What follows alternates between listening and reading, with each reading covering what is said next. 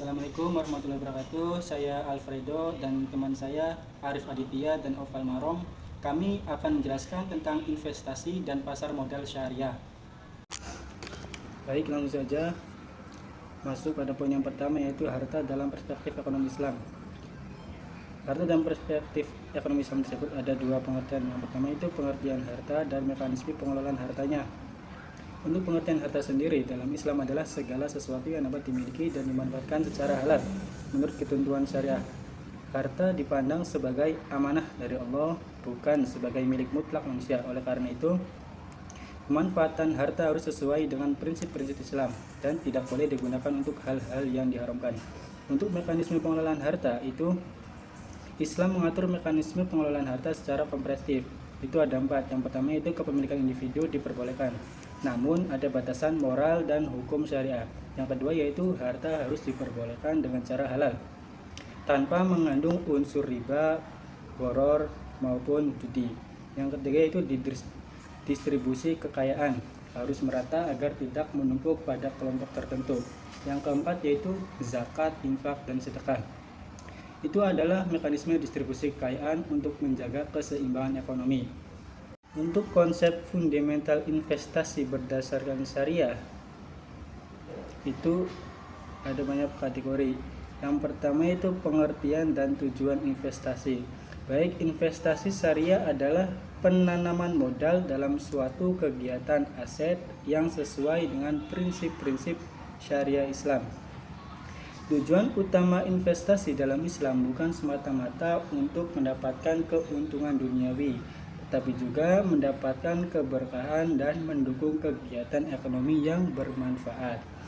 Ciri-ciri investasi syariah itu ada 4. Yang pertama itu tidak mengandung riba, gharar, dan maisir, berbasis pada keadilan dan kebermanfaatan. Tujuan investasi tersebut itu menumbuhkan harta secara produktif dan berkah, mendukung pembangunan ekonomi umat, menciptakan sistem keuangan yang adil dan berkelanjutan. Untuk kategori investor dalam ekonomi syariah, investor diklasifikasikan ke dalam beberapa jenis. Jenis yang pertama yaitu investor individu, yaitu perorangan yang menanamkan modal secara mandiri.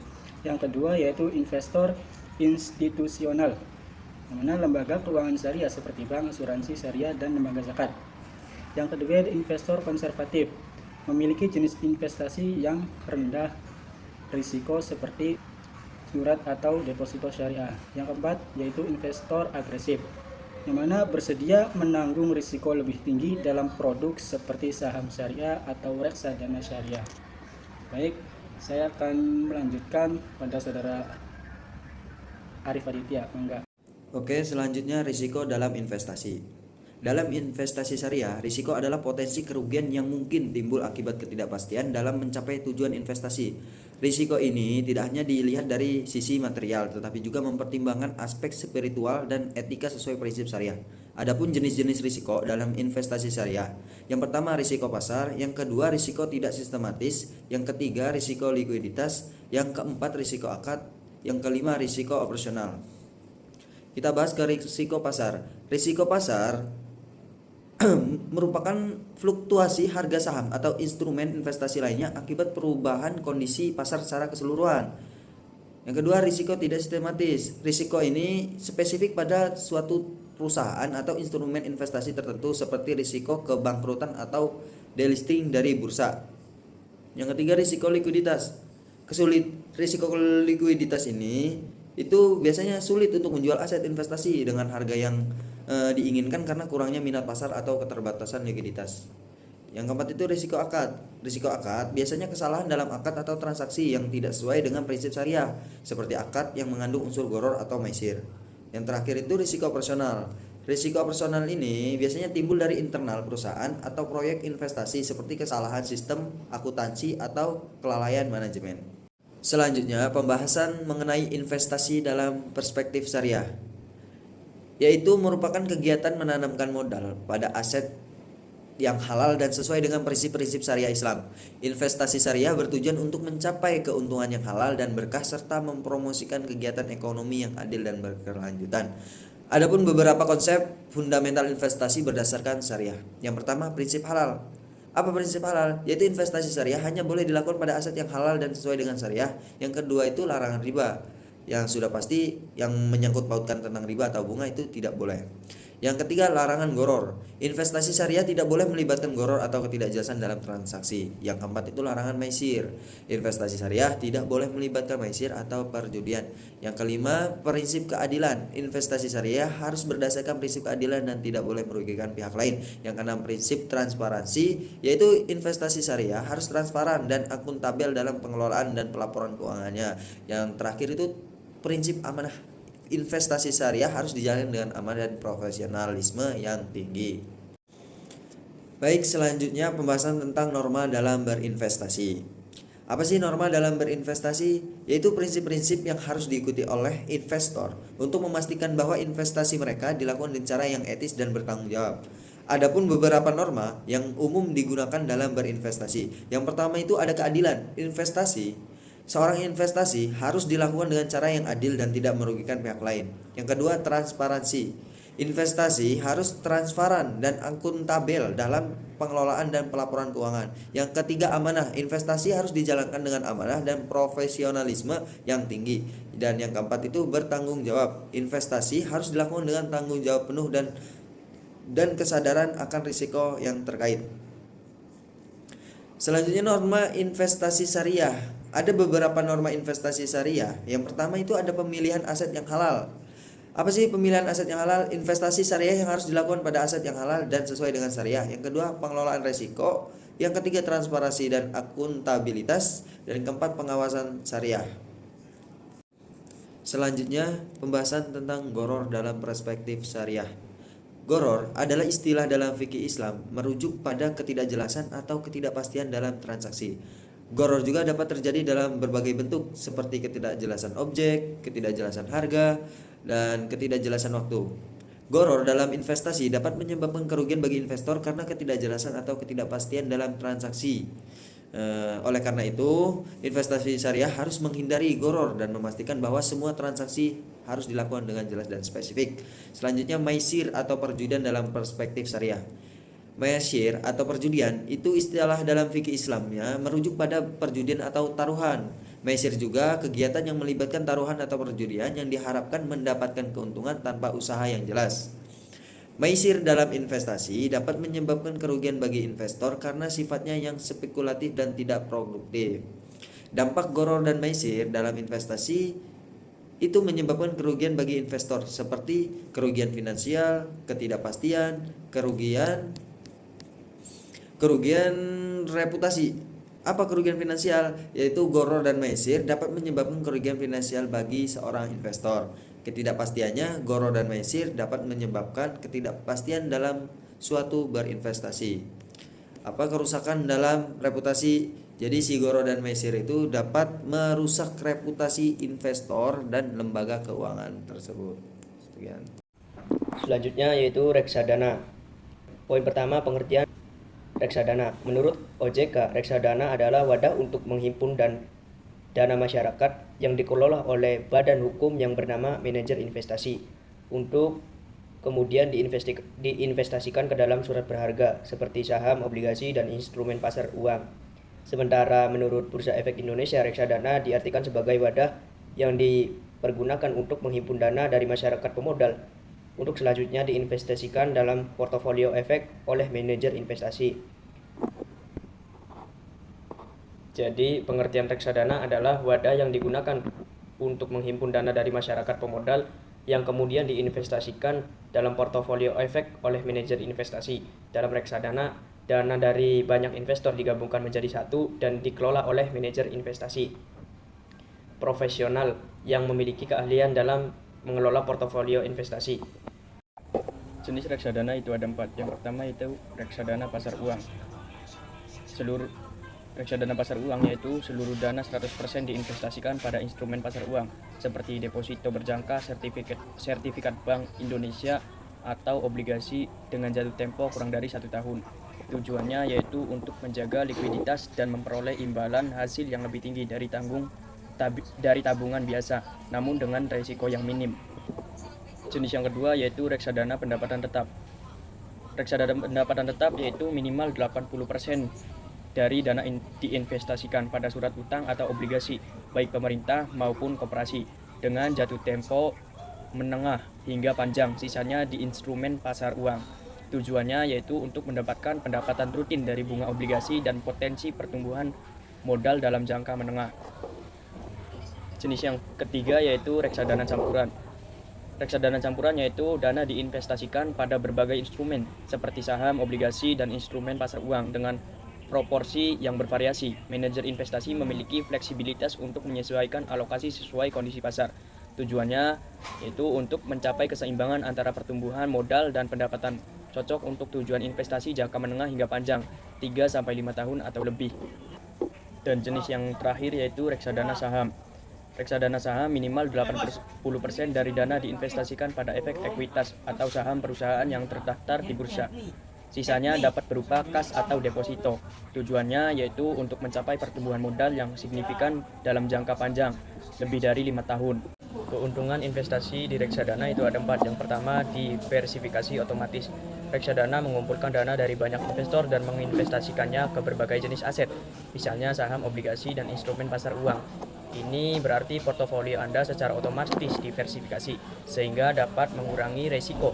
Jika satu aset mengalami penurunan, aset lain mungkin dapat menyeimbangkannya, meminimalkan dampak kerugian. Keuntungan yang kedua yaitu dikelola oleh profesional atau manajer investasi. Salah satu keuntungan terbesar reksadana adalah dana Anda dikelola oleh manajer investasi yang profesional dan pengalaman. Maka mereka memiliki keahlian dan waktu untuk menganalisis pasar, memilih instrumen investasi yang tepat, dan memantau kinerja portofolio. Ini sangat membantu bagi investor yang tidak memiliki waktu atau pengetahuan mendalam tentang pasar modal. Keuntungan yang ketiga yaitu akses mudah dan modal terjangkau. Reksadana memberikan akses investasi yang mudah dan terjangkau bagi berbagai kalangan masyarakat dengan modal awal yang relatif kecil. Investor dapat memulai berinvestasi di reksadana. Ini memungkinkan siapa saja termasuk mereka yang memiliki dana terbatas untuk berpartisipasi dalam pasar modal dan meraih keuntungan dari investasi. Keuntungan yang terakhir yaitu likuiditas tinggi. Reksadana memiliki likuiditas yang cukup tinggi, artinya Anda dapat mencairkan investasi Anda, menjual unit pernyataan kapan saja pada hari bursa. Proses pencairan biasanya memakan waktu beberapa hari kerja. Ini memberikan fleksibilitas bagi investor yang mungkin membutuhkan dana sewaktu-waktu. Risiko berinvestasi di reksadana. Yang pertama yaitu risiko berkurangnya nilai aktiva bersih atau NAB per unit pernyataan. Risiko yang paling umum dan lumrah terjadi NAB reksadana mencerminkan harga aset yang ada di dalam portofolio reksadana, saham, obligasi, instrumen pasar, uang, dan lain-lain. Penurunan NAB dapat disebabkan oleh fluktuasi pasar seperti perubahan harga saham atau obligasi, kenaikan suku bunga, inflasi, kondisi ekonomi nasional maupun global yang memburuk, ketidakstabilan politik, atau bahkan bencana alam. Meskipun manajer investasi melakukan diversifikasi untuk meminimalkan risiko ini, namun tetap ada potensi penurunan nilai investasi. Risiko yang kedua yaitu risiko likuiditas. Meskipun reksadana umumnya memiliki likuiditas tinggi, risiko likuiditas muncul jika terjadi penjualan kembali redemption unit pernyataan secara serentak dalam jumlah besar oleh banyak investor. Dalam kondisi ini, manajer investasi mungkin kesulitan menyediakan dana tunai dengan segera untuk memenuhi permintaan pencairan, terutama jika aset dalam portofolio reksadana tersebut kurang liquid atau harus dijual cepat di harga yang lebih rendah. Namun perlu diingat bahwa Indonesia Otoritas Jasa Keuangan atau OJK menetapkan batas waktu maksimal pencairan dana reksadana yaitu umumnya 7 hari kerja yang membantu manajer investasi untuk menyiapkan dana. Risiko yang ketiga yaitu risiko one prestasi atau gagal bayar. Risiko ini terjadi jika pihak penerbit instrumen keuangan, misalnya obligasi yang menjadi objek investasi reksadana, mengalami kegagalan dalam memenuhi kewajibannya seperti membayar pokok atau bunga. Risiko ini juga dapat melibatkan pihak-pihak terkait lainnya seperti bank kustodian, pialang, atau agen efek reksadana yang tidak dapat memenuhi komitmennya. Gagal bayar dapat menyebabkan kerugian pada nilai investasi reksadana. Untuk memitigasi ini, penting untuk memilih manajer investasi dan bank kustodian yang memiliki reputasi baik dan diawasi oleh OJK. Risiko yang terakhir yaitu risiko perubahan kondisi ekonomi dan politik. Kinerja reksadana sangat dipengaruhi oleh kondisi ekonomi makro seperti inflasi, suku bunga, pertumbuhan ekonomi, dan stabilitas politik suatu negara. Kebijakan pemerintah yang baru atau perubahan signifikan dalam kondisi politik dapat berdampak negatif bagi pasar modal dan pada gilirannya mempengaruhi nilai aset dalam portofolio reksadana. Selanjutnya perbedaan investasi reksadana syariah dengan investasi reksadana konvensional, yaitu reksadana syariah dikelola berdasarkan prinsip-prinsip syariat Islam. Ini berarti seluruh kegiatan investasi harus sesuai dengan Al-Quran, hadis, dan fatwa yang dikeluarkan oleh Dewan Syariah Nasional Majelis Ulama Indonesia (DSN MUI). Pengelola reksadana syariah diawasi oleh Dewan Pengawas Syariah atau DPS yang memastikan kepatuhan terhadap kaidah syariah, di samping pengawasan oleh otoritas jasa keuangan. Sedangkan reksadana konvensional dikelola berdasarkan prinsip kontrak investasi kolektif dan hanya diawasi oleh OJK. Tidak ada batasan atau filterisasi berdasarkan prinsip keagamaan tertentu. Kedua yaitu investasi portofolio. Reksadana syariah hanya boleh menginvestasikan dananya pada instrumen atau efek yang masuk dalam daftar efek syariah atau DES yang diterbitkan oleh OJK 2 kali setahun. Ini berarti reksadana syariah tidak akan berinvestasi pada perusahaan yang bergerak di sektor haram seperti alkohol, judi, tembakau, daging babi, atau industri yang terkait dengan praktik riba. Sedangkan perbedaan pada reksadana konvensional yaitu dapat berinvestasi pada seluruh efek atau instrumen keuangan yang diperbolehkan oleh OJK tanpa batasan halal atau haram. Perbedaan yang ketiga yaitu akad. Reksadana syariah menggunakan akad syariah yang sesuai seperti akad mudharabah, wakalah, musyarakah. Sedangkan pada reksadana konvensional berdasarkan kesepakatan kontraktual antara investor dan manajer investasi tanpa ada persyaratan akad syariah atau pertimbangan halal haram. Perbedaan yang keempat yaitu pembagian keuntungan. Reksadana syariah, pembagian keuntungannya didasarkan pada prinsip bagi hasil atau nisbah atau margin keuntungan yang transparan sesuai dengan kesepakatan awal dan hukum Islam. Imbal hasil ini diperboleh dari jual beli efek syariah atau sewa menyewa. Sedangkan reksadana konvensional, pembagian keuntungan biasanya berdasarkan perkembangan nilai aset reksadana dan suku bunga yang berlaku. Perbedaan yang kelima yaitu pengawasan. Reksadana syariah diawasi oleh OJK dan juga oleh Dewan Pengawas Syariah atau DPS yang independen untuk memastikan kesesuaian dengan prinsip syariah. Sedangkan reksadana konvensional hanya diawasi oleh OJK. Pandangan syariah berinvestasi di reksadana. Banyak masyarakat muslim di Indonesia yang masih ragu halal haram berinvestasi di reksadana. Mereka belum yakin apakah reksadana bertentangan dengan syariat Islam atau tidak. Untuk menjawab keraguan tersebut, DSN MUI sebenarnya telah mengeluarkan fatwa nomor 20 DSN MUI tahun 2001 yang membolehkan umat Islam untuk berinvestasi di reksadana, utamanya jenis reksadana syariah. Dalam pandangan Islam, segala sesuatu dalam muamalah itu diperbolehkan selama tidak bertentangan dengan syariah. Apalagi kini banyak bermunculan produk reksadana syariah yang terkait dengan dua akad, yaitu akad wakalah dan akad mudharabah yang sesuai dengan syariat Islam. Perkembangan industri reksadana tak terlepas dari pertumbuhan jumlah investor di pasar modal. Data Kustodian Sentral Efek Indonesia (KSEI) menunjukkan jumlah investor pasar modal dan investor reksadana terus mengalami pertumbuhan sejak 2021. Pada tahun 2021, jumlah Single Investor Identification atau SID pasar modal hanya 7,48 juta. Lalu jumlah investor pasar modal naik 37,68% menjadi 10,31 juta pada 2022. Tren kenaikan jumlah investor berlanjut pada tahun 2023, di mana jumlah investor kala itu mencapai 12,16 juta atau naik 18,1% per Mei 2024. Jumlah investor pasar modal mencapai 12,93 juta atau naik 1,20% secara bulanan alias month to month. Kami dari kelompok 3 kurang lebihnya mohon maaf. Wassalamualaikum warahmatullahi wabarakatuh.